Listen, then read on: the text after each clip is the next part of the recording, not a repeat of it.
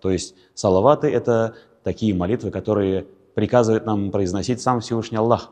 В одном из аятов Священного Корана Всевышний Аллах говорит: «Аузу биллахи минаш шайтанир раджим, инна Аллаха ва малаикатаху юсаллуна галан наби, я айюхалладзина аману, саллу алейхи ва саллиму таслиман». Поистине, сам Всевышний Аллах и его ангелы произносят салаваты на пророка Мухаммада, саллаллаху алейхи вассалям. О, те, которые уверовали!